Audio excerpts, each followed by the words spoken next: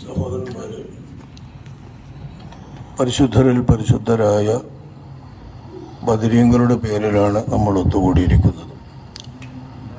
അവരുടെ സ്ഥാനമാനങ്ങളും ഇസ്ലാമിന് വേണ്ടി അവർ ചെയ്ത സേവനവും അവരുടെ സേവനം മൂലം ഇസ്ലാമിനുണ്ടായ ഉയർച്ചയും വളർച്ചയുമെല്ലാം വിവരിക്കുന്ന മൗലിദിൻ്റെ ആദ്യ ഭാഗവും പിന്നെ അവരുടെ നാമങ്ങൾ ഉരുവിട്ടുകൊണ്ടുള്ള ഭാഗവുമാണ് നമ്മൾ പാരായണം ചെയ്തത്.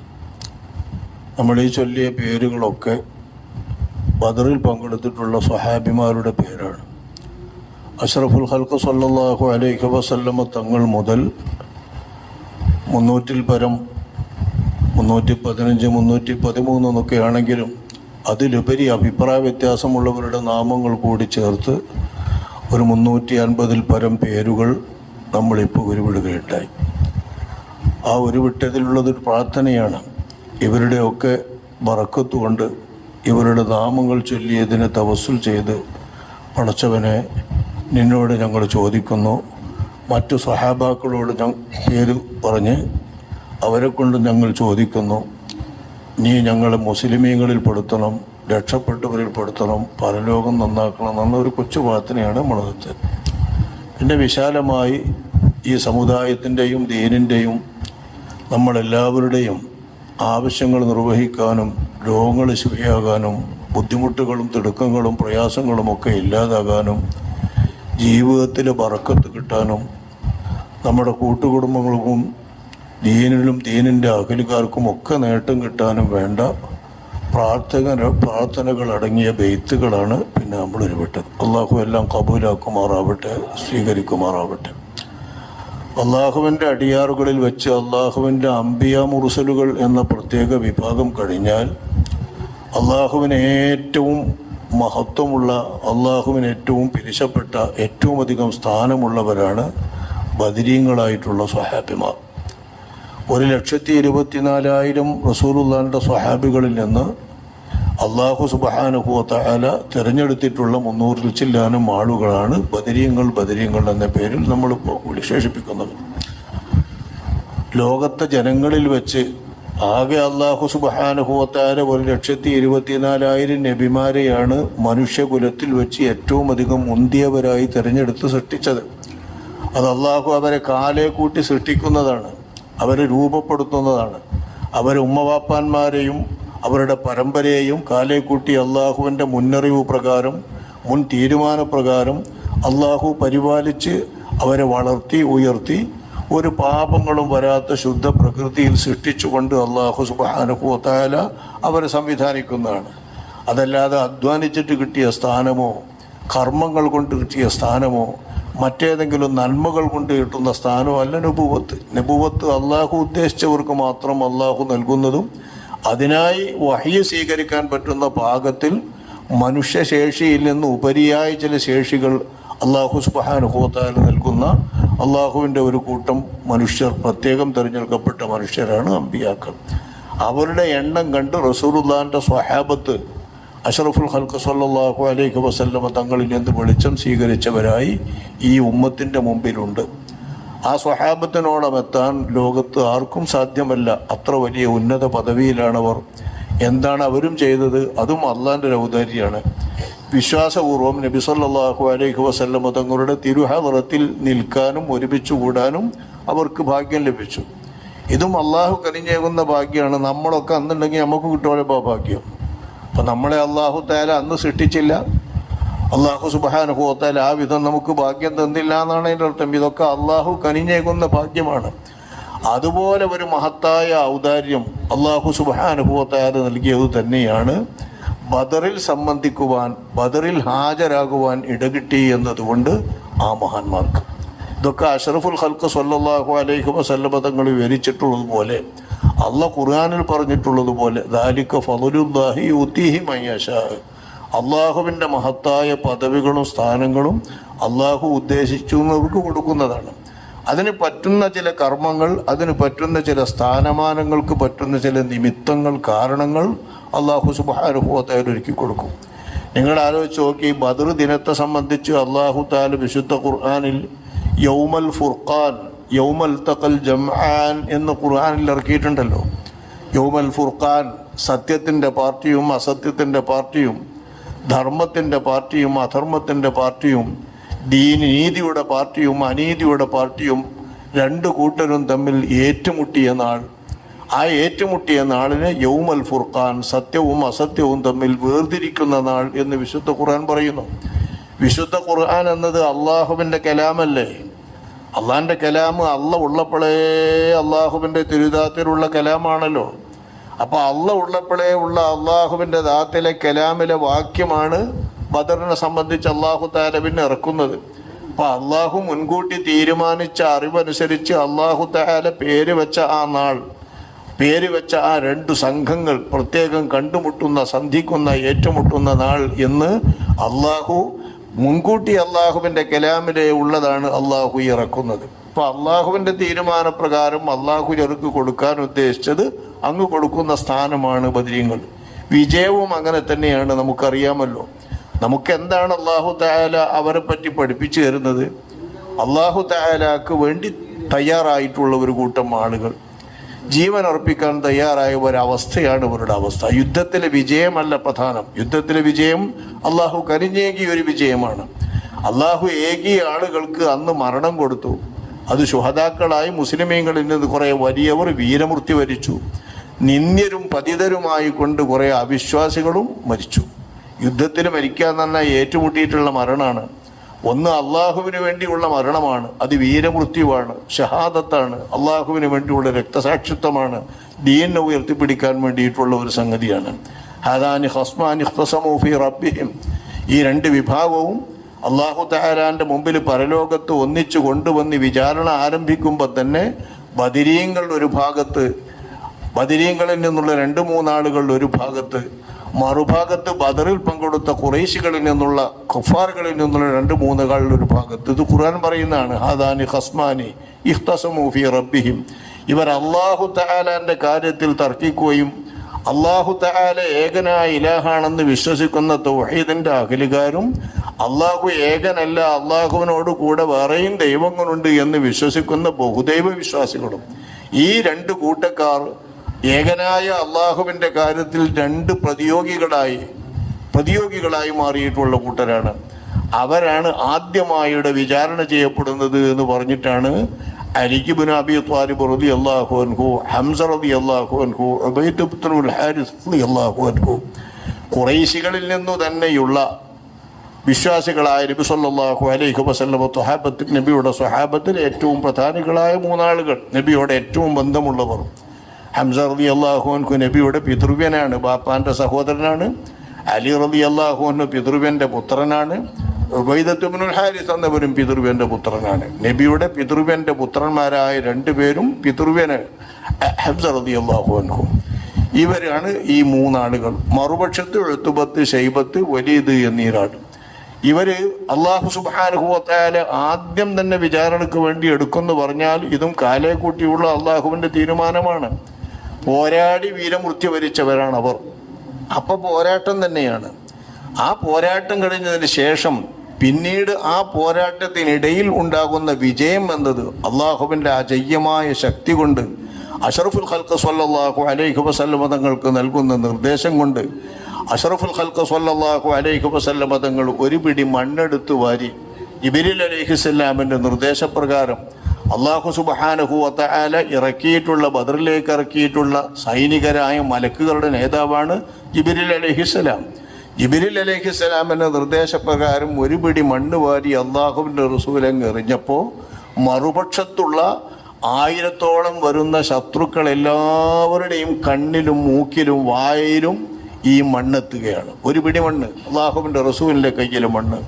ഈ ഒരു പിടി മണ്ണ് വാരിയിട്ട് അള്ളാഹുവിൻ്റെ റസൂൽ അങ്ങ് എറിയുമ്പോൾ ആ എറിഞ്ഞ കണ്ണിൻ്റെ മണൽത്തരികൾ എല്ലാവരുടെയും, അവിശ്വാസികൾ എല്ലാവരുടെയും കണ്ണിലും മൂക്കിലും അവരുടെ വായൻ്റെ ഉള്ളിലും ആവുകയാണ്. അതിനത്രയൊന്നും മണ്ണുണ്ടാവില്ല ഒരു പിടി മണ്ണ് എന്ന് പറഞ്ഞാൽ. അപ്പം ഇതൊരു മുഅ്ജിസത്തിൻ്റെ മണ്ണാണ്, മുഅ്ജിസത്തിൻ്റെ വിജയമാണ്. ആ സമയത്ത് ഒറ്റ പാച്ചിലാണ് പോയാണ് ഇതെല്ലാം കൂടി ഉണ്ട് ബേജാറായ. അതിനിടയിലാണ് പിന്നീട് കിട്ടുന്നവരൊക്കെ കിട്ടുന്നതും, മലക്കുകൾ വെട്ടി വീഴ്ത്തേണ്ടവരെ വീഴ്ത്തുന്നതും, ബന്ധികളായി പിടിക്കേണ്ടവർ പിടിക്കുന്നവരൊക്കെ ഒക്കെ അള്ളാഹുവിൻ്റെ നിശ്ചയം. വാസ്തവത്തിൽ അള്ളാഹുവിൻ്റെ സഹായം തന്നെയാണ് മറുപക്ഷവും ആവശ്യപ്പെടുന്നത്. അബൂജഹല് സ്വഫിൽ അണിനിരുന്നുകൊണ്ട് പ്രാർത്ഥിക്കുന്നത് അല്ലാഹുമ്മ ഔലാന ബിൽ ഹഖ്, ഞങ്ങളുടെ കൂട്ടത്തിൽ വെച്ച് ഹക്കുമായി ഏറ്റവും സത്യവുമായി ഏറ്റവും ബന്ധപ്പെട്ടവൻ ആരാണോ ഫൻസുറുഹു, അവനെ സഹായിക്കണേ. അബൂജഹൽ പ്രാർത്ഥിക്കാണ് അല്ലാഹുമ്മ, അള്ളാഹു തന്നെയാണ് ഓർക്കും വലിയ ദൈവമാണ് എന്നേ ഉള്ളൂ. കുട്ടി ദൈവങ്ങൾ കുറേ ഉണ്ട്. ആ ദൈവങ്ങൾക്കൊപ്പം ഏറ്റവും വലിയ ദൈവമായിട്ട് അള്ളാഹുവിൽ വിശ്വസിക്കുന്നവരാണ് അവർ. അപ്പം ഏറ്റവും പ്രതിസന്ധി വേള, ആ യുദ്ധവേളയിൽ ഓലെ കൽദൈവങ്ങളൊന്നും ഓൽക്കൊരു സഹായം ചെയ്യൂല എന്ന് ഓൽക്കറിയാം. ഓല് സൃഷ്ടിക്കുന്ന ദൈവങ്ങളാണോ എന്ന് അവർക്കറിയാം. അപ്പം അവിടെ അള്ളാഹുവിനെയാണ് അവർ പ്രാർത്ഥിക്കുന്നത്. ആ അള്ളാഹുവിനെ പ്രാർത്ഥിക്കുമ്പോൾ അള്ളാഹെന്ന് വിളിച്ചിട്ട് തന്നെ പറയണേ, പഠിച്ചോനെ അല്ലാഹുമ്മ ഉൻസുർ അഅസ്സൽ ഖബീലത്തൈനി, അല്ലാഹുമ്മ ഉൻസുർ അഅസ്സൽ ഫിഅത്തൈനി, രണ്ട് സംഘങ്ങളിൽ വെച്ച് ഏറ്റവും എനിക്ക് വീര്യപ്പെട്ട സംഘം ഏതാണോ, വാക്ബറൽ ഖബീലത്തൈനി, രണ്ട് ഗോത്രങ്ങളിൽ വെച്ച് ഏറ്റവും വലിയ ഗോത്രം ഏതാണോ, വാക്സറൽ ഫരീഖൈനി, രണ്ട് പാർട്ടികളിൽ വെച്ച് ഏറ്റവും എണ്ണപ്പെരുപ്പമുള്ള പാർട്ടി ഏതാണോ, ഓലനി സഹായിക്ക് എന്നാണ് അബൂജഹൽ പ്രാർത്ഥിക്കുന്നത്. യുദ്ധക്കളത്തിൽ വെച്ച് പ്രാർത്ഥിക്കുകയാണ്. അഷ്റഫുൽ ഖൽഖ് സല്ലല്ലാഹു അലൈഹി വസല്ലമ തങ്ങളാണെങ്കിലോ വേവലാതി കൊണ്ട രീതിയിലുള്ള ഒരു പ്രാർത്ഥന തന്നെയാണ് നബിതങ്ങൾ. അല്ലാഹുമ്മ ഇൻ തുഹ്ലിക ഹാദിഹിൽ ഇസാബ, ഈ ഒരു കൊച്ചു സംഘത്തെ നീ എങ്ങാനും നശിപ്പിച്ചാൽ ഫലൻ തുഅബദ ഫിൽ അർള്, നിനക്ക് പിന്നെ ഇബാദത്തില്ല ഭൂമിയിലിട്ടോ, ശിർക്കൊന്നാകെ ലാഹിറാവും കിട്ടോ അല്ലാ എന്ന് നബി സല്ലല്ലാഹു അലൈഹി വസല്ലമ തങ്ങൾ പ്രാർത്ഥിക്കുന്നു. രണ്ടു കൂട്ടരും അല്ലാഹുവിനോടാ. അല്ലാഹു തആല എന്താ പറഞ്ഞത്, ഇൻ തസ്തഫ്തിഹു ഫഖദ് ജാഅകുമുൽ ഫത്ഹ്, നിങ്ങൾ എന്നോട് വിജയമാണ് ചോദിച്ചത്, ആ വിജയം ഇതാ തന്നിരിക്കുന്നു. അബൂജഹലിനോട് അർക്കാണുള്ള ഖുർആനിൽ പറയുന്നത് തസ്തഫ്തിഹു, നിങ്ങൾ ഏതാണ് വിജയിപ്പിക്കാൻ പറഞ്ഞത്? രണ്ട് സംഘത്തിൽ വെച്ച് ഏറ്റവും വീര്യപ്പെട്ടത് ഏതാണ്? എനിക്ക് വീര്യപ്പെട്ടത് അള്ളാന്റെ റസൂലും സംഘവുമാണ്. അവരെ ഞാനിതാ സഹായിക്കുന്നു. രണ്ട് കബീലകളിൽ വെച്ച് ഏറ്റവും വലിയ കബീല, ഏറ്റവും വലിയ കബീല മുസ്ലിങ്ങൾ എന്ന് പറയുന്ന കബീലയാണ്. മുസ്ലിങ്ങൾ എന്നതിൻ്റെ അപ്പുറം കുഫാർ എന്ന് പറയുന്ന കബീല നിസ്സാരമാണ്, ചെറുതാണ്. അതുകൊണ്ട് വലിയ കബീലയെ തന്നെയാണ് ഞാൻ ഇതാക്കുന്നത്. രണ്ട് പാർട്ടികളിൽ വെച്ച് എണ്ണം കൊണ്ടല്ല വലുപ്പം, വണ്ണം കൊണ്ടാണ്, വിശ്വാസം കൊണ്ടാണ് വലുപ്പം. അവരാരാണോ അവരെയാണ് ഞാനിപ്പോൾ വിജയിപ്പിക്കുന്നത്. അത് നിങ്ങൾ പ്രാർത്ഥിച്ചതിൻ്റെ അടിസ്ഥാനത്തിൽ തന്നെയാണ് അബൂജഹലിനോടക്കമാണ് ഖുർആൻ പറയുന്നത്, നിങ്ങളല്ലേ അള്ളാഹിനെ വിളിച്ച് സഹായം തേടിയത്, അള്ളാഹിനോട് വിജയം തേടിയത്, ഇതാ നിങ്ങൾക്ക് വിജയം. ജിബ്രീൽ അലൈഹിസ്സലാം പറയുന്നു, നബിയെ അങ്ങ് പറഞ്ഞതിന് വേണ്ടി ഈ സംഘത്തെ അല്ലാഹു തആല നശിപ്പിക്കുന്നില്ല. അങ്ങൊരു പിടി മണ്ണെടുത്ത് വാരി എറിയൂ, ആ എറിയുന്ന മണ്ണുകൊണ്ട് അല്ലാഹു അങ്ങേക്ക് സഹായം നൽകുമെന്ന് ജിബ്രീൽ അലൈഹിസ്സലാം പറയുമ്പോൾ അതനുസരിച്ച് മണ്ണ് വാരി എറിഞ്ഞപ്പോൾ എല്ലാവരും കണ്ണിനും മണ്ണായപ്പോഴാണ് ഒറ്റ ഓട്ടം. പിന്നെ കണ്ണ് തിരുമ്മിക്കൊണ്ടിരിക്കാനല്ലാതെ വേറൊരു സമയം അവർക്കില്ലല്ലോ. ഈ സമയത്താണ് അല്ലാഹു തആലാന്റെ റസൂലിന്റെ സ്വഹാബത്ത് ബദറിൽ പങ്കെടുത്തപ്പോൾ മറ്റൊന്നും അവരുടെ കയ്യിലില്ലല്ലോ. ആരുടെയെങ്കിലും കയ്യിലുള്ള വാളാ ഉള്ളത്, അപൂർവം ചിലർക്ക് മാത്രമാണ് വാഹനങ്ങളുള്ളത്. അങ്ങനെയാണ് അവരുടെ പോക്ക്. ഈ സംഘമാണ് അഷ്റഫുൽ ഖൽഖ് സല്ലല്ലാഹു അലൈഹി വസല്ലമ തങ്ങളുടെ ബദരീങ്ങളായ സ്വഹാബത്ത് എന്ന് നമ്മൾ പറയുന്നത്. കൊല്ലപ്പെടുന്നവരൊക്കെ കൊല്ലപ്പെടുന്ന അള്ളാഹിന്റെ നിശ്ചയപ്രകാരമാണ്. അള്ളാഹിന്റെ റസൂല് വിലക്കിയിട്ടുണ്ട് സ്വഹാബത്തിനോട് ഒരാൾ. ഞാനൊരു ഉദാഹരണം പറയാം. അബുൽ ബുഹ്തരി എന്ന് പറയുന്ന ഒരാളെ അള്ളാഹുവിന്റെ റസൂല് കൊല്ലരുത് എന്ന് പറഞ്ഞിട്ടുണ്ട്. മുശ്രിക്കീങ്ങളുടെ കൂട്ടത്തിൽ വന്ന വമ്പൻ നേതാവാണ് അയാൾ. മുശ്രിക്കീങ്ങളുടെ കൂട്ടത്തിൽ തന്നെയാണ്. അയാളുടെ അള്ളാഹുവിന്റെ റസൂല് പറഞ്ഞ അയാളെ കൊല്ലരുത്. കാരണം അയാള് എനിക്കെതിരെ ഒരു ഉപദ്രവവും ഒരു ശല്യവും മക്കയിൽ വെച്ച് ചെയ്തിട്ടില്ല. അള്ളാഹുവിന്റെ ദീനിനെതിരെ ഒരു ശല്യവും ചെയ്തിട്ടില്ല. എന്റെയും ബനൂ ഹാഷിമിന്റെയും നേരെ നിസ്സഹകരണ കരാർ പുറത്തിറക്കിക്കൊണ്ട് അവർ ഞങ്ങളെ ബഹിഷ്കരിച്ച നേരത്ത് ആ ബഹിഷ്കരണത്തിന്റെ കരാറിന് പിച്ചു ചീന്തിയിട്ടുള്ള കൂട്ടത്തിൽപ്പെട്ടവണ് ആള്. അദ്ദേഹത്തെ കണ്ടാ കൊല്ലരുത് എന്ന് അള്ളാഹുവിന്റെ നിർദ്ദേശം നൽകിയിട്ടുണ്ട്. ബനൂ ഹാഷിമിൽ നിന്നൊരു വലിയ സംഘം ആളുകൾ ബുദ്ധിമുട്ടി പ്രയാസപ്പെട്ട് നിർബന്ധിതരായി വന്നെത്തിയിട്ടുണ്ട് സൈന്യത്തിൽ. മറ്റൊരു നിർബന്ധിച്ചു കൊണ്ടുവന്നിട്ട് വലിച്ചുകൊണ്ടെന്നാണ് അവര്. ഈമാനുള്ളവരാണവർ, ഉള്ളിൽ വിശ്വാസമുള്ളവരാണ്. പുറത്ത് മക്കയിൽ ജീവിക്കാൻ ചില അധികാരങ്ങളുള്ളത് കൊണ്ട് ആ അധികാരങ്ങൾ കെട്ടൊഴിയാൻ മക്കയിലെ ഖുറൈശികൾ മുസ്ലിമീങ്ങൾക്ക് നൽകില്ല എന്നതുകൊണ്ട് അത് വിട്ടൊഴിയാതിരിക്കാൻ ഉള്ളിൽ വിശ്വസിച്ചുകൊണ്ട് പുറത്ത് അവരുടെ കൂടെ നിൽക്കുന്നവരാണ്. അത്തരം ആളുകൾ ഇവിടെ വന്നിട്ടുണ്ട്. അവരെയും നിങ്ങൾ കണ്ടാൽ കൊല്ലരുത് എന്ന് അള്ളാഹുവിൻ്റെ റസൂൽ നിർദ്ദേശം നൽകുന്നുണ്ട്. ഞാനൊരു ചെറിയ കഥ പറയാനാണ് ഇത് ഉദ്ധരിക്കുന്നത്. ആ നിർദ്ദേശത്തിന്റെ കൂട്ടത്തിൽ ഒന്ന് പറയാണ്, അബുൽ ബുഹ്തരി എന്ന് പറയുന്ന ആളെ കൊല്ലരുത്. അദ്ദേഹം എങ്ങനെയാണ് നമ്മെ സഹായിച്ച ആളാണ്, നമ്മോടൊപ്പം അയാളുടെ മനസ്സുണ്ട്, ശല്യമൊന്നും അയാൾ ചെയ്തിട്ടുള്ള മുശ്രിക്കീങ്ങളിലാണെങ്കിലും. പക്ഷേ നോക്കി നിങ്ങൾ, അദ്ദേഹത്തിൻ്റെ മുമ്പിൽ മുജദ്ദർ എന്ന് പറയുന്ന അൻസാറുകളുമായി സഖ്യത്തിലേർപ്പെട്ട ഒരു മഹാൻ അദ്ദേഹം വരുന്നു. അദ്ദേഹം ഇവരാണ് രണ്ടുമുട്ടുന്നത്. ഈ അബുൽ ബുഹ്തരിയും മറ്റൊരാളും കൂടിയാണ്. രണ്ടുപേരും കൈപിടിച്ചുകൊണ്ടാണ് നിൽക്കുന്നത്. അള്ളാഹുവിൻ്റെ റസൂലിൻ്റെ സ്വഹാബിവര്യൻ പറയുന്നു, നിങ്ങളെ കണ്ടാൽ കൊല്ലരുത് എന്ന് അള്ളാഹുവിൻ്റെ റസൂല് ഞങ്ങളോട് പറഞ്ഞിട്ടുണ്ട്. അതുകൊണ്ട് നിങ്ങളെ നമ്മൾ കൊല്ലില്ല, നിങ്ങൾ മാറി നിൽക്കണം. അപ്പോൾ മൂപ്പര് പറയുന്നത്, എൻ്റെ കൈപിടിച്ച എൻ്റെ ഒരു കൂട്ടുകാരനും കൂടി ഉണ്ട്, അയാളും കൂടി കൊല്ലരുത്, അയാളും കൂടി കൊല്ല, അത് പറ്റില്ല, അങ്ങേ കൊല്ലരുത് എന്ന് അള്ളാഹുവിൻ്റെ റസൂൽ പറഞ്ഞിട്ടുണ്ട്. അതുകൊണ്ട് നമ്മൾ കൊല്ലൂല. നിങ്ങളുടെ കൂട്ടുകാരനെ ഞങ്ങൾക്ക് ഉത്തരവാദിത്തമില്ല, അത് കൊല്ലാൻ കിട്ടിയാൽ ഞങ്ങൾ കൊല്ലുന്നെയും പോരാടുമെന്ന്. ആ സമയത്ത് അബുൽ ബുഹ്തരി പറയുന്ന, കൂട്ടുകാരനെ കൈവിടാൻ പറ്റില്ല. കൂട്ടുകാരനെ കൈവിടുന്നത് സന്ദിഗ്ധ വേളയിൽ കൂട്ടുകാരനെ കൈവിടുന്നത് തറവാട്ടുകാർക്ക് ചേർന്നതല്ലതാണ്. അത് സ്വതന്ത്രകളായ വനിതകൾ പ്രസവിച്ച ഒരു കുട്ടിക്കും ചേർന്നതല്ല. അതുകൊണ്ട് ഞാനും അയാളും കൂടി കൊല്ലപ്പെടുകയാണെങ്കിൽ രണ്ടാളും ഒന്നിച്ച് മരിക്കും, രക്ഷപ്പെടുകയാണെങ്കിൽ രണ്ടാളും ഒന്നിച്ച്, അല്ല കൊല്ലപ്പെടുകയാണെങ്കിൽ രണ്ടാളും ഒന്നിച്ച്. ഇതിന് അൻസാരി വളരെയധികം പറഞ്ഞു നോക്കി, റസൂലുള്ള കൊല്ലരുത് എന്ന് പറഞ്ഞിട്ടുണ്ട്, അവൾ കൊല്ലൂലാന്ന്. പക്ഷേ പോരാടി, രണ്ടുപേരും പോരാടി, ഇദ്ദേഹവും അദ്ദേഹവും തമ്മിൽ പോരാടിയിട്ട് അബുൽ ബുഹ്തരി കൊല്ലപ്പെടുകയാണ്. ഇപ്പൊ നോക്കി, മരണത്തിൽ നിന്ന് രക്ഷപ്പെടാനുള്ള ഒരു യുദ്ധക്കളത്തിൽ നിന്ന് മരണത്തിൽ നിന്ന് രക്ഷപ്പെടാൻ അയാളുടെ നേരെ അഭിമുഖീകരിച്ച് വരുന്ന സ്വഹാബി വര്യൻ പറയുന്നു, നിങ്ങളെ കൊല്ലണ്ടെന്ന് പറഞ്ഞിട്ട് നമ്മൾ കൊല്ലൂല എന്ന് പറയുമ്പോൾ വേണ്ടാന്ന് അവരുണ്ട്. നോക്കി, കൊല്ലാതിരിക്കാനും നല്ല ചാൻസ് കിട്ടി. ഉമയ്യത്ത് ഇബ്നു ഖലഫ് വളരെ ദുഷ്ടന്മാരാണ്. ഈ പറഞ്ഞവരൊക്കെ ഇന്നേടത്ത് അവരൊക്കെ മരിച്ചു വീഴുമെന്ന് അള്ളാഹുവിൻ്റെ റസൂല് ബദറിൽ വന്നുകൊണ്ട് സ്വഹാബത്തിന് പ്രത്യേകം കാണിച്ചു കൊടുത്തിട്ടുണ്ട്. ഇന്നാലിൻ്റെ സ്ഥലത്ത് ഇന്നോ വീഴും, ഇന്നാ സ്ഥലത്ത് ഇന്നോ വീഴും, അപ്പറഞ്ഞ സ്ഥലത്ത് തന്നെ പോലൊക്കെ വീണത്. അപ്പം ഇതൊക്കെ സുനിശ്ചിതമായി അള്ളാഹു സുബ്ഹാനഹു വ തആലാന്റെ അറിവിലുള്ളതും ഈ അറിവിലുള്ളത് അള്ളാഹു തആല അവൻ്റെ ഹബീബായ നബി കരീം സല്ലല്ലാഹു അലൈഹി വസല്ലം തങ്ങൾക്ക് വഹീ നൽകിയതും ഈ വഹീനെ നബി തങ്ങൾ അവിടെ പങ്കെടുത്തിട്ടുള്ള നബിയുടെ സ്വഹാബത്തിൽ ഏറ്റവും അടുത്തുള്ളവർക്ക്, കേൾക്കാൻ കഴിയുന്നവർക്ക്, മനസ്സിലാക്കാൻ കഴിയുന്നവർക്ക് നബി മനസ്സിലാക്കി കൊടുത്തിട്ടുള്ളതാണ്. അങ്ങനെ തന്നെയാണ് സംഭവിക്കുന്നത്. ഉമയ്യത്ത് ഇബ്നു ഖലഫ് എന്ന് പറയുന്ന ആളെപ്പറ്റി അബ്ദുറഹ്മാൻ ഇബ്നു ഔഫ് റളിയല്ലാഹു അൻഹു പറയാണ്, ഞാനും അദ്ദേഹവും തമ്മിൽ പണ്ടേ ലോക്യക്കാരാണ്, ഞങ്ങൾ തമ്മിൽ കരാറുമുണ്ട്, പല നിലയിലും പലയിടത്തും സഹായിക്കണമെന്ന്. കാരണം എന്നും യുദ്ധങ്ങളാണ് അവിടെ. ആ ഗോത്രങ്ങളിൽ എന്നും വഴക്കു യുദ്ധങ്ങളാണ്. എപ്പോഴാ പൊട്ടിപ്പുറപ്പെടാന്ന് പറയാൻ കഴിയില്ല, അങ്ങനത്തെ യുദ്ധങ്ങളാണ് അക്കാലം.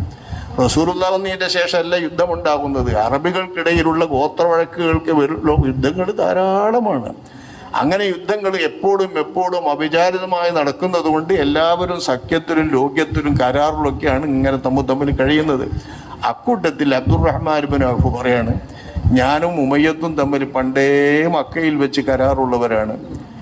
മുഹമ്മദ് മുസ്തഫ സല്ലല്ലാഹു അലൈഹി വസല്ലം തങ്ങൾ വരുന്നതിന് മുമ്പ് അറബ് ഗോത്രക്കാർ എന്ന നിലക്കുള്ള കരാറ്, നിങ്ങളുടെ കൂട്ടത്തിൽ നിങ്ങൾക്ക് വല്ല ആപത്തും വന്നാൽ ഞാൻ സഹായിക്കും, എനിക്ക് വല്ല ആപത്തും വന്നാൽ നിങ്ങൾ സഹായിക്കണം. എൻ്റെ വംശത്തിലും എൻ്റെ അധികാരത്തിലുമാണ് നിങ്ങൾ എത്തുന്നതെങ്കിൽ നിങ്ങളെ ഞാൻ സംരക്ഷിക്കും. നിങ്ങളുടെ അധികാരത്തിൽ ഞാൻ എത്തുമ്പോൾ അവിടെ എന്നെ കൊല്ലാതിരിക്കാൻ നിങ്ങൾ സംസാരിക്കണമെന്നാണ്. ഇങ്ങനെ രണ്ട് കരാർ എഴുതിയ ആളുകളാണ്.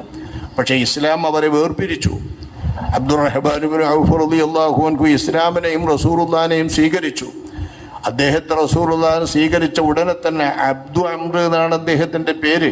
അദ്ദേഹം പറയുന്നു, അബ്ദു അംറേ എന്ന് വിളിച്ചു എന്നെ. ഞാൻ പറഞ്ഞു, അബ്ദുറഹ്മാനാണ് ഞാൻ, അംറല്ല. കാരണം ഇസ്ലാമിൽ വന്നപ്പോൾ അഷ്റഫുൽ ഖൽഖ് സല്ലല്ലാഹു അലൈഹി വസല്ലം തങ്ങൾ അംറിൻ്റെ അടിമ എന്ന് പറയണ്ടല്ലോ, ഒരുത്തൻ്റെ അടിമയല്ല, അള്ളാൻ്റെ അടിമയാണ് എന്ന് പേരിടാനാണ് അബ്ദുറഹ്മാൻ. അപ്പം ഇദ്ദേഹം പറയുന്നത് അബ്ദുറഹ്മാൻ എനിക്ക് അറിയില്ല. കാരണം റഹ്മാൻ എന്ന് അള്ളാഹു തആലാനെ ഞങ്ങളറിയാത്തൊരു പേരാണ്. ഞങ്ങൾ ഇതുവരെ റഹ്മാൻ എന്ന പേര് കേട്ടിട്ടില്ല. വഇദാ ഖീല ലഹും ഉസ്ജുദൂ ലിർറഹ്മാനി ഖാലൂ വമർ റഹ്മാൻ. ഖുർആൻ പറയുന്നുണ്ട്, റഹ്മാനായ റബ്ബിന് സുജൂദ് ചെയ്യുമെന്ന് പറഞ്ഞാൽ ഇന്ന് റഹ്മാൻ എന്നൊരു ചോദിക്കും. റഹ്മാൻ എന്ന പേരേ ഓൽക്ക് കേട്ടൂടാ. അള്ളാഹ് വിശുദ്ധ ഖുർആനിൽ ഇറക്കിയിട്ടുള്ള പേരാണ് റഹ്മാൻ. അള്ളാഹ് നോൽക്ക് പണ്ടേ അറിയാം. ആ പേരിന് അവർക്ക് അലർജിയില്ല. റഹ്മാൻ എന്ന് ഖുർആൻ ഇറക്കിയ പേര് ബിസ്മില്ലാഹിർ റഹ്മാനിർ റഹീം എന്ന് പറഞ്ഞാൽ ഓൽക്ക് സ്വീകാര്യമല്ല. കരാർ എഴുതുമ്പോൾ ബിസ്മില്ലാഹിർ റഹ്മാനിർ റഹീം എഴുതിയപ്പോഴല്ല റഹ്മാനും റഹീം ഒന്നും ഞാൻ കറിഞ്ഞൂടാ. ബിസ്മിക അല്ലാഹുമ്മ എന്ന് എഴുതിയാലേ കരാറിൽ ഒപ്പിടുള്ളൂ എന്നാ ഖുറൈശികൾ ശാഠ്യം പിടിച്ചത് ഹുദൈബിയയിലെ കരാർ എഴുതുമ്പോൾ. അപ്പൊ റഹ്മാൻ എന്ന പേരേ അവർക്ക് കേട്ടൂടാ. ആ റഹ്മാന്റെ അബ്ദ് എന്ന് പേര് മാറ്റിയപ്പോൾ അബ്ദുറഹ്മാൻ ഇബ്നു ഔഫിനെ ആ പേര് ഞാൻ വിളിക്കൂല, ഞാനത് വിളിക്കൂല. ഞാൻ അബ്ദു അംർ എന്ന് ഞാൻ വിളി കേൾക്കൂല എന്ന് ഇയാളും അബ്ദു അംർ എന്നെ വിളിച്ചാൽ ഞാൻ വിളി കേൾക്കൂല. ഇതൊക്കെ മക്കയിൽ വെച്ച് നടക്കുന്നതാണ്. മക്കയിൽ വെച്ച് വിശ്വസിച്ച സമയത്തു തന്നെ. അങ്ങനെ ബദറിൽ എത്തിയപ്പോൾ ആ ബദറിലെ പോർക്കളത്തിനിടയിൽ നിന്ന് രക്ഷ നേടാൻ വേണ്ടിയിട്ടുള്ള ഒരു വിളിയിൽ ഉമയ്യത്ത് ഇബ്നു ഖൽഫ് അല്ലെങ്കിൽ തന്നെ അവിടെ കൊല്ലപ്പെടുന്നു പണ്ടേ പറഞ്ഞു ഒന്നുണ്ട് വിവരം. അതറിച്ചിട്ട് പിടിച്ച് വലിച്ചുകൊണ്ടെന്നാണ് അബൂജഹൽ കൗശലത്തിൽ അബൂ ഉമയ്യത്ത് ഇബ്നു ഖൽഫിനെ കൊണ്ടുവന്നാണ്. പോർക്കളത്തിൽ അള്ളാഹിന്റെ നിശ്ചയപ്രകാരം എത്തി. ഞാൻ പറയുന്നത് അള്ളാഹു നിശ്ചയിച്ച അനുസരിച്ച് കൊല്ലപ്പെടേണ്ടവർ കൃത്യമായി കൊല്ലപ്പെട്ടു. കാലയെ കൂട്ടിയുള്ള തീരുമാനം. ഇതാണ് ബദറിൽ സംഭവിച്ചത്. അല്ലാതെ മറ്റൊരു നിലയിലും അവർ തമ്മിൽ പറഞ്ഞു വെച്ചതോ വേറെ വല്ലൊരു ശാസ്ത്രബോധം ഒന്നുമല്ല. അള്ളാഹു ഒരു കൂട്ടം ആളുകൾക്ക് നിന്ദ്യതയും പതിത്വവും ഇസ്ലാമിനെതിരിൽ കുഫറിലായി മരിക്കാനുള്ള ദുര്യോഗവും നൽകിയിട്ടുണ്ട്. ഓൻ അങ്ങനെ മരിക്കുന്നു. ഷഹാദത്ത് നൽകപ്പെട്ട ഒരു 10-14 ആളുകൾക്ക് ഷഹാദത്തും കിട്ടുന്നു. ഷഹാദത്ത് ഒന്നും കിട്ടാതെ പങ്കെടുത്തു എന്നതിൻ്റെ പേരിൽ മാത്രം സ്ഥാനം കിട്ടേണ്ട ബദരീങ്ങൾക്ക് അള്ളാഹു സ്ഥാനവും ഉയർന്ന പദവിയും നൽകുന്നു. ഇതാണ് സംഭവിക്കുന്നത്. അബ്ദുറഹ്മാനിന് ബദരീങ്ങളിൽപ്പെട്ടവരായ സ്ഥാനമുണ്ട്. പെട്ടെന്ന് കണ്ടപ്പോൾ അയാൾ എന്നെ മക്കയിൽ വെച്ചൊക്കെ സംബന്ധിച്ചാണെങ്കിലും സംസാരിച്ചതാണെങ്കിലും യാ അബ്ദു അംർ എന്ന് പറഞ്ഞ ബേജാറിൽ അബ്ദു അംർ എന്ന് വിളിച്ചപ്പോൾ ഞാൻ വിളിയിട്ടില്ല. അപ്പം അയാൾ അബ്ദു അംർ എന്നുള്ള പേരിന് മാറ്റിയിട്ട് അബ്ദുറഹ്മാൻ എന്ന് വിളിക്കൂല എന്നപ്പം നിങ്ങൾക്ക് എന്താ ഇഷ്ടമുള്ളത് വിളിച്ചോ അബൂ അലി എന്ന് പറഞ്ഞപ്പോൾ ഉമയ്യത്ത് ഇബ്നു ഖൽഫ് മക്കയിൽ വെച്ച് തന്നെ പറഞ്ഞു ഞാൻ അബ്ദുൽ ഇലാഹ് എന്ന് വിളിക്കാന്ന. അബ്ദുൽ ഇലാഹ് അർത്ഥമൊക്കെ ഒന്ന് തന്നെയാണ്. ഇലാഹ് അത് തന്നെയാണല്ലോ, ഇലാഹിൻ്റെ അടിമ, റഹ്മാൻ്റെ അടിമ, അർത്ഥം ഒന്നാ. അത് വിളിച്ചോ എന്ന് പറഞ്ഞു. അബ്ദു അംർ എന്ന് ബദറിൻ്റെ പോർക്കളത്തിൽ വെച്ച് എന്നെ വിളിച്ചപ്പോൾ ഞാൻ വിളി കേട്ടില്ല. അപ്പം അദ്ദേഹം അബ്ദുൽ ഇലാഹ് എന്ന് വിളിച്ചു. അപ്പം ഞാൻ വിളി കേട്ടു. എന്നാൽ അബ്ദുൽ ഇലാഹ് എന്ന് വിളിച്ചിട്ട് പറഞ്ഞു നിങ്ങൾ ഈ താങ്ങിപ്പിടിച്ചു കൊണ്ടുപോകുന്ന പടയാങ്കികളൊന്നും നിങ്ങൾക്ക് വലിയൊരു സ്വത്തായി കിട്ടൂല. ഞാൻ തന്നെ നിങ്ങളൊപ്പം ബന്ധിയായിട്ടാണ് പോരാ. എൻ്റെ മോനിതായാലും ഞങ്ങൾ രണ്ടുപേരും നിങ്ങൾ രക്ഷപ്പെടുത്തണം. ഞങ്ങൾ രണ്ടുപേരും നിങ്ങൾ ബന്ധിയാക്കി പിടിച്ചാൽ ഈ കാണുന്ന പടയങ്കികളെക്കാളൊക്കെ വലിയതായിട്ട് മാറും. നിങ്ങൾക്ക് വലിയ ഒട്ടകങ്ങളെ, വലിയ സമ്പത്തുക്കളെ നിങ്ങൾക്ക് ഇഷ്ടമുണ്ടെങ്കിൽ ആ ഇഷ്ടമുള്ള സമ്പത്ത് പിന്നെ ദണ്ഡമായിട്ട് തരും ചെയ്യുക, പ്രായശ്ചിത്തമായിട്ട് ബന്ധിയായി പിടിച്ചാൽ അങ്ങനെയാണ്. പണം കൊടുത്ത് മടക്കുകയാണെങ്കിൽ ആ പണത്തിൻ്റെ അടിസ്ഥാനത്തിൽ മോചിപ്പിക്കുമ്പോൾ വലിയ സംഖ്യ എന്നിട്ട് ഞങ്ങൾക്ക് മോചനം കിട്ടുമെന്നാണ് ഇവരുടെ പ്രതീക്ഷ. ഈ പ്രതീക്ഷ പ്രകാരം ഉമയ്യത്ത് ഇബ്നു ഖൽഫ് പറയുന്നു എന്നെ പിടിച്ചോളൂ. ഇത് കേട്ടപ്പോൾ അബ്ദുറഹ്മാൻ ഇബ്നു ഔഫ് പറയായി ഞാൻ ഒരുപാട് ആളുകളെ കൊന്നതിൻ്റെ കയ്യിൽ എൻ്റെ കയ്യിൽ കിട്ടിയ പടയങ്കികളൊക്കെ ഞാൻ അവിടെ ഇട്ടു. ഇവരെ രണ്ടാളിനും കിട്ടുകയല്ലേ, 2 മനുഷ്യന്മാരെ ബന്ധികളായിട്ട്. ആ 2 മനുഷ്യന്മാരെ കിട്ടാനുള്ളവർക്ക് പിടിച്ചു കൊണ്ടുവരികയാണ്. പിടിച്ചു കൊണ്ടുവരുന്നത് കണ്ടപ്പോൾ ബിലാൽ റളിയല്ലാഹു അൻഹു തങ്ങൾ ഇതാ കാണുന്നു ഉമയ്യത്ത് ഇബ്നു ഖൽഫിനെ. ഉമയ്യത്ത് ഇബ്നു ഖൽഫിനെ മക്കയിൽ വെച്ച് ഭേദ്യം ചെയ്തതും മർദ്ദിച്ചതും വിഷമിപ്പിച്ചതും ചുട്ടുപഴുത്ത മണൽപ്പരപ്പിലൂടെ വലിച്ചതും എല്ലാം ഉമയ്യത്ത് ഇബ്നു ഖൽഫും കൂട്ടരാണ്. ഉബയ്യ് ഇബ്നു ഖൽഫും ഉമയ്യത്ത് ഇബ്നു ഖൽഫൊക്കെയാണ്. ഈ ഉമയ്യത്തിനെ അബ്ദുറഹ്മാൻ ഇബ്നു ഔഫിന്റെ കയ്യും പിടിച്ചിട്ട് കണ്ടപ്പോൾ അദ്ദേഹം അങ്ങ് വിളിച്ചാർത്തു അൻസാരികളെ അള്ളാന്റെ റസൂലിന്റെ അൻസാരികളെ ഇതാ ഉമയ്യത്ത് ഇബ്നു ഖൽഫ് ലാ നജൗതു ഇന്നജാ. അയാൾ രക്ഷപ്പെട്ടു പോകാൻ പാടില്ല. അയാൾ രക്ഷപ്പെട്ടാൽ എനിക്ക് രക്ഷയില്ല. പണ്ടത്തെ മക്കത്തെ ഓർമ്മയാണ് മൂപ്പർക്ക്. മക്കയിൽ പീഡിപ്പിച്ച പീഡനങ്ങൾ ആ സമയത്ത് ഓർമ്മ വരികയാണ്. അല്ലാതെ ബിലാലിനെ പീഡിപ്പിക്കാൻ ഉമയ്യത്തിന് കിട്ടൂല, ഒരിക്കലും കിട്ടൂല. കാരണം ബിലാൽ എന്നവർ മദീനത്താണ്, ഉമയ്യത്ത് മക്കത്താണ്. പിന്നെ രക്ഷയുടെ പ്രശ്നമൊന്നുമില്ല. പക്ഷെ മൂപ്പർക്ക് മക്കയിലെ പീഡനവും പ്രയാസവും ഓർത്തപ്പോൾ ഇതാ ഉമയ്യത്ത് ഇബ്നു ഖൽഫ് റഉസുൽ കുഫറിന്റെ തല ഇതാ ഇവിടെ നിൽക്കുന്നു. ലാ നജൗതു ഇന്നജാ. അയാൾ രക്ഷപ്പെട്ട എനിക്ക് രക്ഷയില്ലാതെ അബ്ദുറഹ്മാൻ ഇബ്നു ഔഫിന്റെ ബന്ദിയായി പിടിക്കപ്പെട്ട ഇദ്ദേഹത്തെ 2 പിടിക്കുമ്പോൾ ബിലാൽ എന്നവർക്ക് അറിയാം. അൻസാരികൾ കൊണ്ട് ഓടി വന്ന് അൻസാരി കുട്ടികൾ ഒന്നായിട്ടുണ്ട്. ഓടി വന്നപ്പോൾ അൻസാരി കുട്ടികളോട് ഇദ്ദേഹം പറഞ്ഞു ഞാൻ നിങ്ങൾക്ക് ഇയാളെ തരാം എന്നും പറഞ്ഞ് മകനെ കൊടുത്തു. ബാപ്പാനായിട്ടിൽ എനിക്ക് കരാറുള്ളൂ, മകനെ സംരക്ഷിക്കാൻ കരാറില്ല. ഇതാ മകനായിട്ടുണ്ട് ഏർപ്പെട്ട അപ്പൻ രക്ഷപ്പെടാന്നാണ് ഞാൻ ഓർത്തത്. ആ മകനെ അവരപ്പം തന്നെ വെട്ടി നുറുക്കി, 2 കഷ്ടമാക്കി. മകൻ 2ആയി കൊല്ലപ്പെട്ടു. പിന്നീട് ഉമയ്യത്തിന് ഞാൻ പിടിച്ചു കൊണ്ടുവരുമ്പോൾ ഉമയ്യത്തിനെ അവർക്ക് കിട്ടണം. ബിലാല് നിലവിളിക്കുകയാണ് ലാ നജൗതു ഇന്നജാ. ഇയാൾ രക്ഷപ്പെട്ട എനിക്ക് രക്ഷയില്ലാന്ന്. അപ്പം ഞാൻ അദ്ദേഹത്തിന് എന്ത് ചെയ്യും? ഒരു രക്ഷക്കും മാർഗമില്ല. നിങ്ങൾ സ്വന്തം രക്ഷപ്പെട്ടോ എന്ന് പറഞ്ഞു നോക്കി. സ്വന്തം രക്ഷപ്പെടാനും അളവിൽ എന്നെ രക്ഷിക്കണോന്നും പറഞ്ഞ് ഇയാൾ കൂടുന്നു. അദ്ദേഹത്തോട് ഞാൻ പറഞ്ഞു നിങ്ങൾക്ക് ഒന്ന് മുട്ടുകുത്തി നിൽക്കാൻ കഴിയുമോ? അങ്ങനെ മുട്ടുകുത്തി നിന്നു. മുട്ടുകുത്തി നിന്നപ്പോൾ ഞാൻ അയാളുടെ മേലിൽ ഒന്നായിട്ട് ഇങ്ങ് കടന്നു കൊടുത്തു. ഒന്നായിട്ട് എന്നാ എന്നെ അടിയിലാവുമ്പോൾ ഇദ്ദേഹത്തെ വിട്ടുവരുമെന്ന് എഴുതി. അൻസാരിക്കുട്ടികളായ ആളുകൾ എൻ്റെ കാലിൻ്റെ അടിയിലൂടെ വന്നിട്ട് ഞാൻ കമഴ്ന്ന് കിടന്ന് അദ്ദേഹത്തിനെ സഹായിക്കുന്നതിനിടയിൽ വന്നിട്ട് അടിക്കൂടെ വന്ന് അയാളെ വെട്ടിമുറിച്ചു കൊന്നു. പടയങ്കികളൊക്കെ ധരിച്ചിട്ടും ആ പടയങ്കിൻ്റെ ഉള്ളിലൂടെ അതിലിട്ടിട്ടാണ് അദ്ദേഹത്തെ കൊല്ലുന്നത് അൻസാരിക്കുട്ടികൾ. ഇപ്പൊ നോക്കൂ, രക്ഷയോടുകൂടെ അബ്ദുറഹ്മാൻ ഇബ്നു ഔഫിന്റെ ബന്ദിയായിട്ട് പോരുക. അന്ന് 70 ആളുകൾ ബന്ദികളാണ്. ഈ ബന്ദികൾ എന്ന് പറഞ്ഞാൽ എന്താണ്? ഓട്ടത്തിനിടയിൽ വെട്ടിക്കൊലക്കിന്റെ ഇടയിൽ എന്നെ പിടിച്ച് ആയുധം വെച്ച് കീഴടങ്ങാന്ന് അറിയില്ലേ, പോലീസ് സ്റ്റേഷനിലൊക്കെ വന്ന് കീഴടങ്ങി. അന്ന് മാതിരി സ്വഹാബത്തിന്റെ മുമ്പിൽ വന്ന് കീഴടങ്ങുമ്പോൾ ഓലെ കയ്യും പിടിച്ചിട്ട് പോരുകയാണ്, ബന്ദിയായിട്ട് പോരും. തടി കിട്ടിയല്ലോ എന്നാ, കൊല്ലൂല്ലോ, തടി കിട്ടി. പിന്നെ എന്താ ഉണ്ടാവുന്നത്? പിന്നെ തീരുമാനം പോലെ വരുള്ളൂ. ഒന്നുകിൽ ദണ്ഡം കൊടുത്തു വിടും, സാധാരണ നടപടി എങ്ങനെയാണ്, അല്ലെങ്കിൽ അടിമയാക്കി ജീവിക്കും. ഏതായാലും ഈ നിലയ്ക്ക് വരുമ്പോൾ ഉമയ്യത്ത് ഇബ്നു ഖലഫ് എന്ന് പറഞ്ഞ ആൾ ഈ നിലക്ക് അബ്ദുറഹ്മാൻ ഇബ്നു ഔഫിന് കിട്ടിയ ആളാണ് മകനും. പക്ഷെ കൊല്ലപ്പെടേണ്ട അടുത്ത് അള്ളാന്റെ റസൂല് പറഞ്ഞ അവിടെ തന്നെ അയാൾ കൊല്ലപ്പെട്ട് വീഴുകയാണ്. ഇങ്ങനെയാണ് കൊല്ലപ്പെട്ട് വീണ 70 ആളുകളും വീണത്. രക്ഷപ്പെട്ട 70 ബന്ദികളാവട്ടെ അവരൊക്കെയും ഇസ്ലാമിലേക്ക് പിന്നീട് കടന്നു വരും ചെയ്തു. ഓക്കെ, അള്ളാഹു സുബ്ഹാനഹു വ തആലയുടെ സംരക്ഷണം. ഇസ്ലാമിലേക്ക് കടന്നു വരാൻ അള്ളാഹു തആല ഇസ്ലാമിന്റെ വെളിച്ചം നൽകാൻ ഉദ്ദേശിച്ചിട്ടുള്ള ആളുകൾ ബദറിൽ പോരാടാൻ വന്നിട്ടുണ്ടെങ്കിലും ആ പോരാട്ടക്കാരിൽ ഏറ്റവും കടുത്ത വൈരാഗ്യമുള്ളവരൊക്കെ ആ കൂട്ടത്തിലുണ്ടെങ്കിലും അള്ളാഹുവിൻ്റെ റസൂലിൻ്റെ ദീനും റസൂലുള്ളാഹിന്റെ വെളിച്ചവും കിട്ടാൻ വേണ്ടി അള്ളാഹു ഉദ്ദേശിച്ച ആളുകളെ തൽക്കാലം അള്ളാഹ് രക്ഷപ്പെടുത്തുന്നത് ബന്ദികളാക്കി പിടിച്ചുകൊണ്ടാണ്. ആ ബന്ദികളാക്കി പിടിച്ചവരൊക്കെ ഇസ്ലാമിലേക്ക് കടന്നു വന്നു. അന്ന് ബന്ദികളാക്കി പിടിക്കപ്പെട്ട ആളുകൾ ആരുണ്ടോ അവരൊക്കെ ഇസ്ലാമിലേക്ക് കടന്നു വന്നു എന്നുള്ളതാണ്. അപ്പൊ അള്ളാഹു അവന്റെ കാലയെ കൂട്ടിയുള്ള പ്ലാനോടുകൂടെയുള്ള സംഭവമാണിത്. എന്താണ് സംഭവിച്ചതെന്ന് ചോദിച്ചാൽ, ഹക്കീം ഇബ്നു ഹിസാം പിന്നീട് ഇസ്ലാം അള്ളാഹു തആല നൽകിയിട്ടുള്ള മഹാനാണ്. ഖദീജ ബീവിയുടെ ഏറ്റവും അടുത്ത ബന്ധുവാണ്. ആ ഹക്കീമിനോട് മർവാൻ ഇബ്നുൽ ഹക്കം ഒരിക്കൽ ചോദിച്ചു, എങ്ങനെയാണ് ബദർ, നിങ്ങൾ ബദറിൽ പങ്കെടുത്ത ആളാണല്ലോ, ആ ബദറിനെ പറ്റി ഒരു ചെറിയ വിവരണം നിങ്ങൾ നൽകുമെന്ന്. അയാൾ അന്ന് മറുപക്ഷത്താണ്, അനിസ്ലാമിക പക്ഷത്താണ്, കുഫറിന്റെ പക്ഷത്താണ്. റളിയല്ലാഹു അൻഹു സ്വഹാബിയായിട്ട് പിന്നീട് മാറി. അപ്പം മൂപ്പർ കുറെ പറയാൻ മടിച്ചു, പ്രയാസപ്പെട്ടു. എല്ലാം കഴിഞ്ഞ ശേഷം വീണ്ടും നിർബന്ധിക്കാം. മർവാൻ ഇബ്നുൽ ഹക്കം അന്ന് ഭരണാധികാരിയുമാണ്. ഭരണാധികാരിയായി മർവാൻ നിയന്ത്രിക്കുവാൻ പറയാതെ വയ്യ. ആ സമയത്ത് അദ്ദേഹം പറയുന്നു, ഇൽതഖൈന ഫഖ്തതൽന, ഞങ്ങൾ 2 സംഘവും തമ്മിൽ ഏറ്റുമുട്ടി, ഞങ്ങൾ തമ്മിൽ പൊരുതി.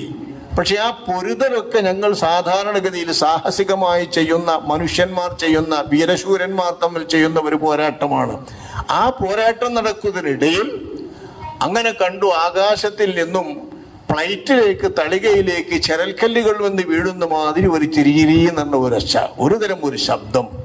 ആ ശബ്ദം കേട്ടതോടുകൂടി ഞങ്ങൾ പേടിച്ചുപോയി, ഞങ്ങൾ ഭയന്നുപോയി, ഞങ്ങൾ ആകെ വിറച്ചുപോയി. ഞങ്ങൾക്ക് അപ്പോഴുള്ള മാനസികാവസ്ഥ അവിടെ നിൽക്കാൻ പറ്റാത്ത തരത്തിലുള്ള ഒരു വിറളിമുണ്ട അവസ്ഥയാണ്. അത്തരം ഒരു മലക്കുകളുടെ വരവാണിത്. മലക്കുകളുടെ വരവ് ഫ്ലൈറ്റിൽ കല്ല് വീഴുന്ന മാതിരി കിരികിരി എന്ന് പറയുന്ന ശബ്ദം എന്നാണ് വിവരിക്കുന്നത്. ആ ശബ്ദത്തിനിടയിലാണ് അവരെ സഹായിക്കാൻ അവരുടെ പക്ഷത്ത് സുറാഖത്ത് ബിൻ മാലിക്കിന്റെ നേതൃത്വത്തിൽ വന്നിരുന്ന ഇബ്ലീസ്. മലക്കുകളെ കണ്ട ഇബ്ലീസ് അറിയാലോ, പണ്ട് മലക്കുകളെ കൂടെ നിന്ന ആളല്ലേ ഇബ്ലീസ്. ജിബ്രീൽ അലൈഹിസ്സലാമിനെ കണ്ടതോടുകൂടെ തന്നെ അയാൾ ഓടി രക്ഷപ്പെടുകയാണ്. ഇന്നീജാതൊക്കെ ഖുർആൻ പറയുന്നുണ്ട്. ഖുർആൻ ഇതിനൊക്കെ ആയത്തിറക്കിയിട്ടുണ്ട്. ഈ സംഭവങ്ങളൊക്കെ പറയുന്ന ആയത്തുകൾ, സൂചിപ്പിക്കുന്ന ആയത്തുകൾ ഖുർആനിലുണ്ട്. അദ്ദേഹം അവിടെ നിന്ന് ഓടുകയാണ്. ഈ മലക്കുകൾ ഇറങ്ങുന്ന ശബ്ദമാണ്. അയാൾ ഓടി പിന്നെ സമുദ്രത്തിലേക്കാണ് പോകുന്നത്. സമുദ്രത്തിന്റെ ആധിപത്യം ഇബ്ലീസിന്റെ കയ്യിലുണ്ട്. അല്ലെങ്കിലേ സങ്കേതം ഇബ്ലീസിന്റെ സമുദ്രത്തിലാണ്, കരയിലല്ല. ആ സമുദ്രത്തിൽ നിന്നാണ് ഇബ്ലീസ് പഴപ്പിക്കുന്നതും സൈന്യത്തെ വിടുന്നതും എല്ലാം. നിങ്ങൾ മത്സ്യം പിടിക്കാൻ പോണ സമുദ്രം, ആ സമുദ്രത്തിലാണ് ഇബ്ലീസ് എന്നുള്ള ആളുടെ സങ്കേതം എന്നാണ്. ആ സങ്കേതത്തിൽ നിന്നാണ് മക്കളെയും കൂട്ടുകാരെയും എല്ലാം ഇബ്ലീസ് കൊടുക്കുന്നത്. ആ സങ്കേതത്തിലേക്ക് പോയിട്ട് അയാൾ പ്രാർത്ഥിക്കുന്നത്, പടച്ചോനെ എനിക്ക് നീ അവസാനം വരേക്കും ഒരു കാവൽ തന്നിരിക്കുന്നല്ലോ, ആയുസ് തന്നിരിക്കുന്നല്ലോ. പണ്ട് ആദമിന് സുജൂദ് ചെയ്യാൻ വേണ്ടി കൽപ്പിച്ചപ്പോൾ നിരാകരിച്ച വേളയിൽ അത് നീ നശിപ്പിക്കല്ലേ എന്നാ. കാരണം മൂപ്പര് വിചാരിച്ച കടൽക്കും കൂടി ഈ മലക്കുകൾ എത്തുന്ന. അയാൾ ഓണമായി തന്നെ കടലിന്റെ ആധിപത്യത്തിലേക്ക് എത്താൻ മലക്കുകൾക്ക് കഴിയും, അയാൾക്കതറിയാം. അപ്പൊ ഈ വരവണ് വന്നാൽ ഞാനും കൂടി മരിച്ചു പോകുമെന്ന് പേടിച്ചു പോയി അയാൾ. ആ ജാതി വരവാണ് മലക്കുകൾ. അങ്ങനെ വന്നുകൊണ്ടാണ് മലക്കുകളുടെ കൂടി സാന്നിധ്യം കൊണ്ട്, മലക്കുകളുടെ കൂടി ആഗമനം കൊണ്ടുണ്ടായ വിരളിയോടുകൂടെയാണ് മഹത്തായ വിജയം ബദറിൽ വെച്ച് അള്ളാഹുവിൻ്റെ റസൂലിൻ്റെ ബദരീങ്ങളായ സ്വഹാബത്ത് നേടിയത്. റളിയല്ലാഹു തആല അലൈഹിം. അള്ളാഹു അവർക്ക് ഉന്തിയ തരത്തിലുള്ള റുളുകളും പൊരുത്തവും അള്ളാഹു നൽകുമാറാവട്ടെ. അവർക്ക് നൽകുന്ന വലിയ സമ്മാനങ്ങളിൽ നിന്നും പ്രതിഫലങ്ങളിൽ നിന്നും ചെറിയ ശേഷിപ്പുകൾ, അതിൻ്റെ ബറക്കത്തുകൾ, മെഞ്ചാടികൾ നമുക്കും അള്ളാഹു സുബ്ഹാനഹു വ തആല നൽകുമാറാവട്ടെ. അപ്പോൾ അള്ളാഹുവിൻ്റെ നിശ്ചയപ്രകാരം അള്ളാഹു ആദരിച്ച ഒരു മഹത് വിഭാഗം, ആ വിഭാഗമാണ് നമ്മുടെ ഉമ്മത്തിലെ ഏറ്റവും ശ്രേഷ്ഠം. ഈ ഉമ്മത്തിലെ ഏറ്റവും ശ്രേഷ്ഠരായാൽ പിന്നെ മുൻകഴിഞ്ഞ ഉമ്മത്തിലൊക്കെ ഏറ്റവും ശ്രേഷ്ഠർ അവർ തന്നെയല്ലേ, ഉറപ്പല്ലേ? കാരണം നബിമാരുടെ ഉമ്മത്തിൽ വെച്ച് ഏറ്റവും മുന്തിയ ഉമ്മത്ത് ഈ ഉമ്മത്താണ്. ഈ ഉമ്മത്തിലെ ശ്രേഷ്ഠരാണെങ്കിൽ മറ്റെല്ലാ ഉമ്മത്തിലെയും ശ്രേഷ്ഠം. അപ്പം ആരാണ് നമുക്ക് ബദരീങ്ങൾ എന്ന് ചോദിച്ചാൽ, നമ്മുടെ ഉമ്മത്തിൻ്റെ നായകന്മാർ, നമ്മുടെ ദീനിൻ്റെ നായകന്മാർ. അതവർക്കൊരു മഹത്തായ പദവി അല്ലാഹു തആല നൽകിയതാണ്. അവിചാരിതമായി ഉണ്ടാകുന്ന ഒരു പോക്കല്ലേ അവർ പോകുന്നത്. ആ പോക്കിന് വരുന്നതാണല്ലോ യുദ്ധം. യുദ്ധമൊന്നും പ്രതീക്ഷിച്ച് പോയതല്ലല്ലോ. അങ്ങനെ വരുന്ന ഒരു യുദ്ധത്തിൽ അള്ളാഹു അവർക്ക് പങ്കെടുക്കാനുള്ള അവസരം നൽകി. അത് അള്ളാഹു നൽകിയത് എന്ന നിലക്ക് സമ്മതിച്ചുകൊണ്ട് അവരുടെ സ്ഥാനം അംഗീകരിക്കുക, മഹത്വം അംഗീകരിക്കുക, പദവി അംഗീകരിക്കുക. ആ പദവി അംഗീകരിച്ചുകൊണ്ട് അവരുടെ ആളുകളായും അവരുടെ സ്നേഹികളായും അവരുടെ ഇഷ്ടക്കാരായും അവരാൽ കിട്ടിയ ദീനിൻ്റെ സേവകന്മാരായും പിൽക്കാലത്ത് നിൽക്കുവാനുള്ള സൗഭാഗ്യമാണ് അള്ളാഹു നമുക്ക് നൽകിയത്. നമ്മുടെ ദീനിൻ്റെ പിതാമഹന്മാർ, നമ്മുടെ ദീനിൻ്റെ വലിയ മഹാന്മാർ എന്ന് നമുക്ക് മനസ്സിലാക്കാം. ആ നായകന്മാരുടെ ഒപ്പം നിൽക്കുന്നതിൽ നമുക്ക് ഏറ്റവും അധികം സന്തോഷമാണുള്ളത്, അഭിമാനമാണുള്ളത്. അവരുടെ ചരിത്രം പരിശോധിച്ചാൽ ആ അഭിമാനത്തിൻ്റെ വകകളെ അവരുടെ ജീവിതത്തിൽ കാണുന്നുള്ളൂ. ഈ വലിയ സ്ഥാനം നൽകാൻ അർഹർ തന്നെയാണ് അല്ലാഹു സുബ്ഹാനഹു വ തആല. അവർക്ക് അതിന് അർഹതയുണ്ട് എന്ന് നമുക്ക് മനസ്സിലാക്കാം. അള്ളാഹ് കൊടുത്തവർക്കൊക്കെ അതിന് അർഹതയുണ്ട്. ആർക്കൊക്കെ അള്ളാഹു അത്തരം സ്ഥാനങ്ങൾ കൊടുത്തിട്ടുണ്ടോ അവർക്കൊക്കെ ആ സ്ഥാനത്തിനുള്ള അർഹതയുണ്ട്. അർഹത അള്ളാഹ്ക്കല്ലേ അറിയുള്ളൂ. അള്ളാഹ്ക്കറിയും പോലെ മറ്റാർക്കും അറിയില്ല. അപ്പം അതുകൊണ്ട് ഈ ഉമ്മത്തിലെ നായകരാകാൻ ഭാഗ്യം ലഭിച്ചിട്ടുള്ള ആ ബദരീങ്ങളുടെ നീതരായ, അവരുടെ അനുയായികളായ, അവരെ സ്നേഹിക്കുന്ന പ്രജകളിൽ അവസാന കാലത്ത് വരുന്നവരാണ് നമ്മളൊക്കെ. അള്ളാഹു ആ മഹത്തായ സൗഭാഗ്യം അവരുടെ പിൻഗാമികളാകാൻ കിട്ടിയിട്ടുള്ള സൗഭാഗ്യം നിലനിർത്തുമാറാവട്ടെ. അതിൻ്റെ പേരിൽ അവരോട് ദേഷ്യമോ വിദ്വേഷമോ കോപമോ അസൂയയോ തോന്നാതെ അവരോട് സ്നേഹവും ബഹുമാനവും ആദരവും തന്നെ മനസ്സിൽ നൽകുന്ന നല്ല ശുദ്ധ മനസ്കരിൽ ശരിയായ വിശ്വാസികളിൽ അല്ലാഹു തആല നമ്മെ ഉൾപ്പെടുത്തുമാറാവട്ടെ. അവരെ അല്ലാഹു സുബ്ഹാനഹു വ തആല ആദരിച്ചുകൊണ്ട് പ്രത്യേകം ഇറക്കിയ ആയത്തുകൾ, ദശക്കണക്കിന് ആയത്തുകൾ ഖുർആനിലുണ്ട്. ആ ആയത്തുകളൊക്കെയും ബദറിൻ്റെ സംഭവങ്ങളും ബദറിൻ്റെ സ്ഥാനവും ബദറിൻ്റെ ബഹുമതികളും പറയുന്ന ആയത്തുകളാണ്. ആ സ്ഥാന ബഹുമാനങ്ങളൊക്കെയും വകവെച്ചു കൊടുത്തുകൊണ്ട് അവരോടൊപ്പം നിൽക്കുക എന്നതാണ് നമ്മുടെ കടമ. അള്ളാഹു കബൂലാക്കുമാറാവട്ടെ. അപ്പോൾ അവർ അള്ളാഹുവിന് ഇഷ്ടപ്പെട്ടവരെന്ന നിലക്ക് അവരുടെ പേര് പറഞ്ഞുകൊണ്ട്, അവരുടെ പേരുകൾ ഉച്ചരിച്ചുകൊണ്ട് അവർക്ക് അള്ളാഹുവിൻ്റെ പൊരുത്തവും സ്ഥാനവും വീണ്ടും വീണ്ടും കിട്ടട്ടെ എന്ന് പ്രാർത്ഥിച്ചാണ്. റളിയല്ലാഹു അൻ അഹ്ലി ബദരി, റളിയല്ലാഹു അൻ ശുഹദാഇ, റളിയല്ലാഹു അൻ അഹ്ലി ബദരി. ബദറിൽ പങ്കെടുത്ത ആളുകൾക്ക് അല്ലാഹു തആലാന്റെ പൊരുത്തം ഇനിയും ലഭിച്ചുകൊണ്ടിരിക്കട്ടെ. റളിയല്ലാഹു അൻ ശുഹദാഇഹി. ആ ബദറിൽ ഷഹീദായിട്ടുള്ള ആളുകൾക്കും അല്ലാഹു തആല റിദ്വാൻ നൽകട്ടെ. ഇതാ നമ്മൾ ആട് ബൈത്തിന് കഴിഞ്ഞ മൗലൂദിന് കഴിഞ്ഞ അപ്പോൾ പറയുന്നത് റളിയല്ലാഹു അൻ അഹ്ലി ബദരി, റളിയല്ലാഹു അൻ ശുഹദാഇഹി. ബദറിലെ ശുഹദാ, ബദറിൻ്റെ അഖിലുകാർ, ഇവർക്ക് അള്ളാഹുവിൻ്റെ പൊരുത്തം ഉണ്ടാകട്ടെ എന്ന്. അങ്ങനെ എത്ര മോമിനിയങ്ങൾ പ്രാർത്ഥിച്ചു, എത്ര മോമിനിയങ്ങൾ. ഏതെല്ലാം കഴിഞ്ഞ കാലത്തുള്ള 1500 വർഷമായില്ലേ? ഈ 1400 ചില്ലാനം 500ഓളം വർഷമായി. ഈ 1500ഓളം വർഷം ജീവിച്ച മുസ്ലിമീങ്ങൾ മുഴുവൻ അവർക്ക് അള്ളാഹിൻ്റെ പൊരുത്തം കിട്ടട്ടെ എന്ന് പ്രാർത്ഥിക്കാൻ കടമപ്പെട്ടവരാണ്. അങ്ങനെ പ്രാർത്ഥിച്ചു പോരുന്നവരാണ്. അപ്പം തന്നെ എത്ര വലിയ പൊരുത്തമാണ് അവർക്കുള്ളത്. ആ പൊരുത്തത്തിൻ്റെ തിരുശേഷിപ്പുകളിൽ ചെറിയ അംശങ്ങൾ അല്ലാഹു സുബ്ഹാനഹു വ തആല പിൻഗാമികളായി അവസാനത്തേവരിൽ അവസാനത്തവരായി അവരുടെ പിന്നിൽ അണിനിരക്കാൻ സൗഭാഗ്യം ലഭിച്ച നമുക്കെല്ലാവർക്കും നൽകുമാറാവട്ടെ. നമ്മുടെ കൂട്ടുകുടുംബങ്ങൾക്കെല്ലാം അല്ലാഹു തആല നൽകുമാറാവട്ടെ. നമ്മുടെ നാടുകളിലെല്ലാം അല്ലാഹു തആല പൊരുത്തം വർഷിക്കുമാറാവട്ടെ. അവരുടെ ഇഷ്ടവും അവരുടെ പൊരുത്തവും അവരുടെ ശഫാഅത്തും അവരിൽ നിന്ന് കിട്ടുന്ന എല്ലാത്തരം മദദുകളും അല്ലാഹു നമുക്കെല്ലാവർക്കും നൽകി അനുഗ്രഹിക്കുമാറാവട്ടെ. അൽ ഫാത്തിഹ.